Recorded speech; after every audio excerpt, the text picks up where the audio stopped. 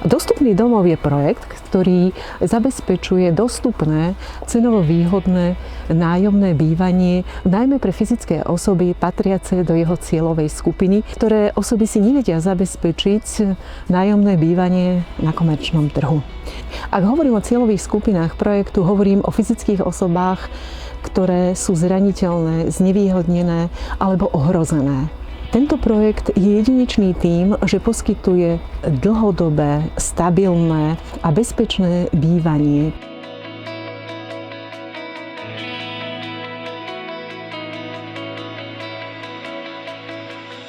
Projekt pomáha ľuďom, ktorí síce majú príjem, ale nie je dostatočný na to, aby sa vedeli uplatniť na trhu s komerčným nájomným bývaním.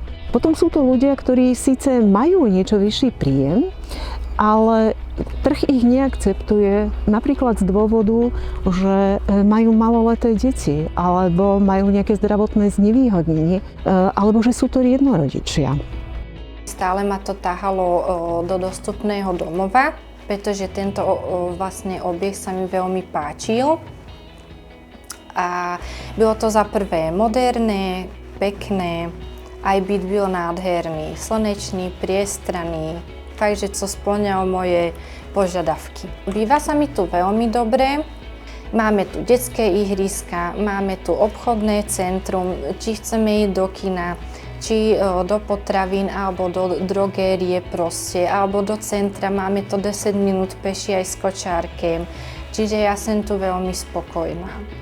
Projekt reaguje na výrazný nárast cien nehnuteľností, na nárast cien nájmov a nárast úrokových sadzieb pri úrokoch na bývanie. Samozrejme reaguje na zvýšený dopyt po nájomnom bývaní. Poďme si povedať, čo teda Dostupný domov robí. Dostupný domov obstaráva nehnuteľnosti slúžiace na bývanie. Hovoríme teda o bytových domoch, ktoré musia spĺňať moderný, energetický, úsporný štandard. Dostupný domov prenajíma byty za dostupné nájomné a zároveň zabezpečuje správu a údržbu týchto bytových domov. V podstate ide o model, ktorý je aplikovateľný a dlhodobo udržateľný. Dôležité je povedať, že nie je to model, ktorý by bol iba v jednom meste, ale Dostupný domov dnes pôsobí vo všetkých regiónoch Slovenska a v 15 mestách na Slovensku. Boli sme radi, že to môžeme si ako zmeniť, to naše bývanie. Myslím, že je to na vysokej úrovni, čiže je to nové, že sa dobre dýcha a tá záhradka ma najviac zaujala, pretože tam si môžem pestovať kvetinky a ja som taká záhradkárka. Takže nám je naozaj dobre. A čo umožnili európske fondy v súvislosti s týmto projektom? No, projekt mohol nakupovať viacej nehnuteľností rýchlejším tempom. A viac bytov znamená viacej ubytovaných a viac pomoci.